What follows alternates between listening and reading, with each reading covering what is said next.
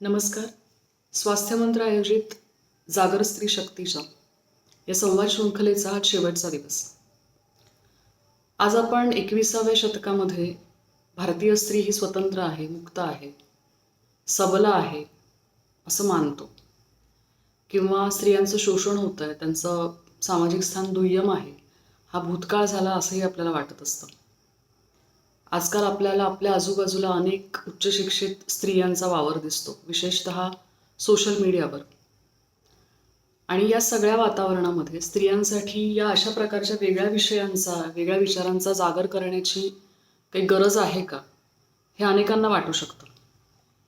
आज स्त्रिया सगळ्या क्षेत्रात पुरुषांच्या खांद्याला खांदा लावून काम करतात, हे आपण बोलतो, ऐकतो. पण हे खरंच आपल्या पूर्ण समाजाचं प्रतिनिधित्व करतं आहे का, याचा विचार करणं गरजेचं आहे. हे आम्हाला गरजेचं वाटतं कारण आम्ही ज्या क्षेत्रात काम करतो त्यामध्ये अनेक वेगळ्या वेगळ्या प्रकारच्या स्त्रिया आणि मुली यांच्याशी आमचा संबंध येत असतो. एक नेत्रतज्ञ म्हणून मला खूप वेगळ्या वेगळ्या प्रकारचे अनुभव येत असतात. त्यातला एक म्हणजे चष्म्याचा नंबर देताना बऱ्याच स्त्रिया आता मला बरं दिसतंय असं म्हणतात, आणि मला ते उत्तम किंवा परफेक्ट करायचं असतं, मला ते तेवढं रिफाईन करायचं असतं प्रत्येकासाठी. पण स्त्रिया मात्र बरोबर सेटल होताना दिसतात, आणि मग त्यांना सांगावं लागतं की यापेक्षा चांगलं मिळू शकतं, यापेक्षा चांगलं दिसू शकतं तुम्हाला, आपण प्रयत्न करूया. आता ही कदाचित तुम्हाला खूप छोटीशी गोष्ट वाटेल, पण मला मात्र स्त्रियांचा एक प्रातिनिधिक स्वभाव म्हणून कधी कधी याच्याकडे बघावंसं वाटतं. जे मिळालं आहे ते बरं आहे, किंवा पदरी पडलं आणि पवित्र झालं, हेच माझं नशीब, हेच माझं प्रारब्ध असं म्हणून जे मिळतंय ते स्वीकारणं, किंवा जे आहे त्याचा त्रास होत असतानाही ते बदलण्यासाठी काही प्रयत्न करण्याची गरज न वाटणं, हे एक याचं कारण असू शकतं का.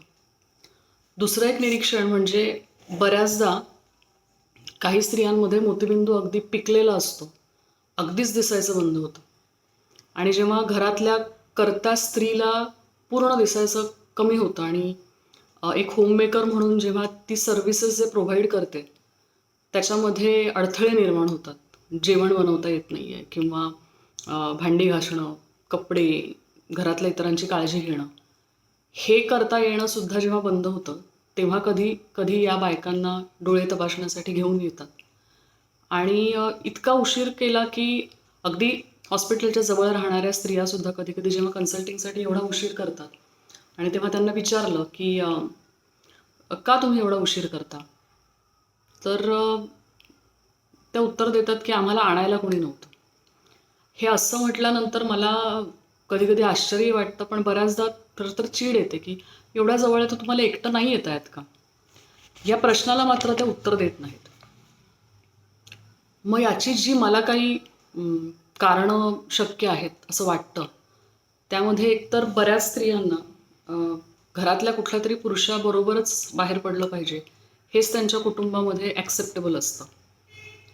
कधी कधी आर्थिकदृष्ट्या काही निर्णय घेण्याचं स्वातंत्र्य त्या स्त्रीला नसतं, किंवा घरातल्या स्त्रीच्या आरोग्यविषयक गरजा या कुटुंबाच्या प्रायोरिटी लिस्टवरतीच नसतात. आणि कधी कधी आणखी हे कारण असतं की मी माझी जबाबदारी घेऊ शकते, मी डॉक्टरकडे एकटी जाऊ शकते, आणि ते जे सांगतील ते ऐकून मी निर्णय घेऊ शकते, हा आत्मविश्वास कुठेतरी कमी पडतो. मग एक्झॅक्टली या पुरुषांच्या बरोबरीने वावरणाऱ्या स्त्रिया नेमक्या कोणत्या आहेत, आणि पुरुषांच्या बरोबरीने या टर्मचे निकष कोणते आहेत. तुम्हाला आठवत असेल की मागे सोशल मीडियावर एक मीम दिसायचं, ती सध्या काय करते, आणि आमच्या वर्गातली किंवा आमच्या शाळेतली टॉपर सध्या काय करते असा प्रश्न विचारून त्याखाली एक स्त्री तिच्या एक 2-3 वर्षाच्या मुलाची शी धुते असा फोटो होता. तर हेच आपल्या समाजाचं प्रतिनिधित्व करणारं चित्र आहे. काय करत असते सध्या ती. प्राथमिक शिक्षण, माध्यमिक आणि उच्च माध्यमिक शिक्षण या सगळ्यामध्ये जर मुलींचं प्रमाण जास्त असतं, किंवा त्या मुलांपेक्षा जास्त चांगलं परफॉर्म करताना दिसतात ॲकॅडमिकली, तर मग जेव्हा त्यांचं ॲक्च्युअल प्रोफेशनल करिअर सुरू होतं तेव्हा नेमकं त्यांचं काय होतं. नोबेल प्राईज मिळालेले इकॉनॉमिस्ट अमर्त्य सेन असं म्हणाले होते की India is a country of lost women. आणि मग या गायब होणाऱ्या ज्या मुली आहेत त्या फक्त गर्भपात करून गर्भातूनच गायब नाही होत, तर त्या त्यानंतरही गायब होत राहतात, सतत गायब होत राहतात. माझ्या स्वतःच्या वैद्यकीय व्यवसायाच्या क्षेत्रामध्ये या संदर्भात जर बोलायचं झालं तर अनेक फिमेल डॉक्टर्स MBBS करून MD किंवा MS करून त्यांना त्यांच्या करिअरमध्ये बॅकसीट घ्यायला लागलेली आहे. कामाच्या अनिश्चित वेळा आणि कुटुंबाची एक हाती जबाबदारी घेण्याची अपेक्षा असणं, त्यामुळे डॉक्टर स्त्रिया त्यांच्या पूर्ण पोटेन्शियलने काम करू न शकण्याची असंख्य उदाहरणं आजूबाजूला मला माहीत आहेत. त्यानंतर एखादी स्त्री सर्जन आहे, पिडियाट्रिशियन आहे, तर ती फक्त स्त्री आहे म्हणून पुरुषाच्या तुलनेत तिचं कौशल्य कमी आहे अशी एक शंका असणारे जे लोक आहेत त्यांचंही प्रमाण खूप जास्त आहे. आपण या संवाद शृंखलेमध्ये शीतल पाटीलला ऐकलं आहे.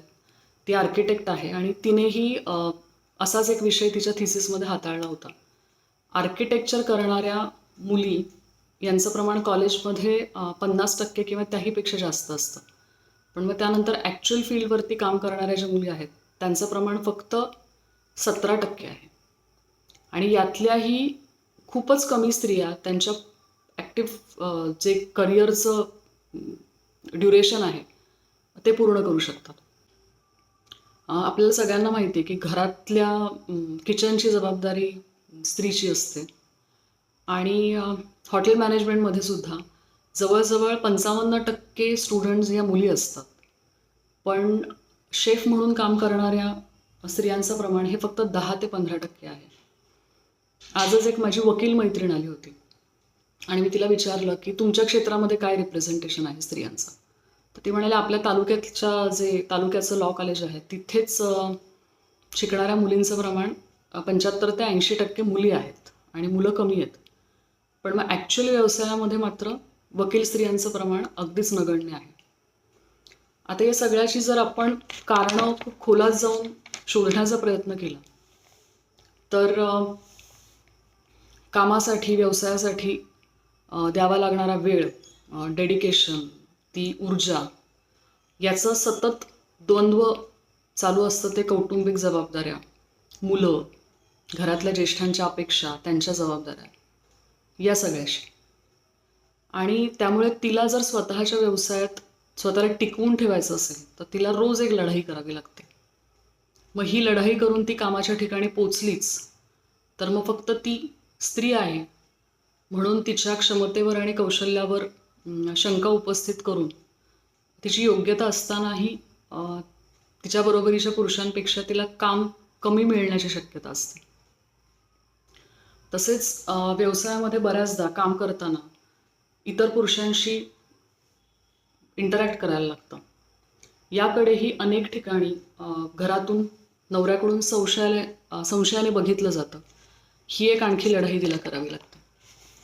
आणि या सगळ्याच पार्श्वभूमीवर सगळ्या लढाया करून नेटाने लढून टिकून राहणाऱ्या मोजक्या स्त्रिया आपल्याला दिसत असतात.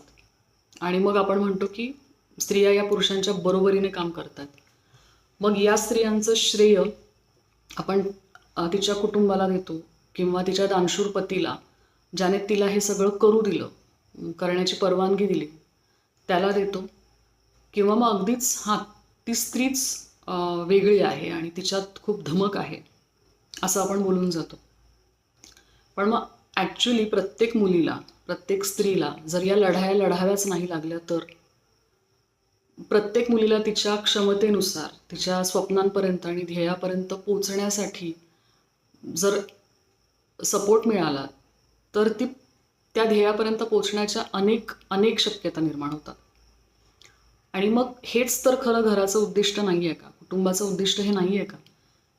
घरात सुरक्षित वाटणं, आपल्या स्वप्नांना आणि ध्येयांना समजून घेणं, ते पूर्ण करण्यासाठी एक चांगलं वातावरण निर्माण करणं, हेच घराचं जर ध्येय असतं मग ते पुरुषांसाठी वेगळं आणि स्त्रियांसाठी वेगळं का असावं? लग्नाआधीचं आणि लग्नानंतरचं घर जर सपोर्टिव्ह असेल तर मग ती सध्या काय करते याचं उत्तर लापता लेडीज असणार नाही. आणि आता जाता जाता मला आणखीन एक महत्त्वाचा मुद्दा मांडावा असं वाटतो की आज अ, ज्या उच्च शिक्षित आणि व्यवसायात स्थिर असलेल्या स्त्रिया आहेत, अ, मी किंवा माझ्यासारखी ऐकणारी तू, आपण सध्या काय करतोय, आपण काय करतोय हे खूप जास्त महत्त्वाचं आहे. Because we are empowered. मग आपण आपली ओळख ही आपलं अकॅडमिक किंवा प्रोफेशनल अचीवमेंट हे मानून तसं प्रोजेक्ट करतोय का? आणि आपल्या घरातील किंवा आपल्या व्यवसायाच्या ठिकाणी ज्या इतर स्त्रिया आहेत, त्यांना एक सपोर्टिव्ह स्पेस क्रिएट करण्याचा प्रयत्न करतोय का? की आपणही रूढी, परंपरा आणि सणवार किंवा नवरात्रीच्या नवरंगाच्या साड्या यातले आपले फोटो यालाच आपण आपली ओळख म्हणून प्रोजेक्ट करतोय. तर आज ती सध्या काय करते, त्याचबरोबर मी सध्या काय करते, हा प्रश्न आपण आपल्याला नक्कीच विचारायला पाहिजे. आणि आपल्याला स्वतःला ओळखण्याचं जे एक सीमोल्लंघन आहे ते करण्याचा प्रयत्न करायला पाहिजे. धन्यवाद.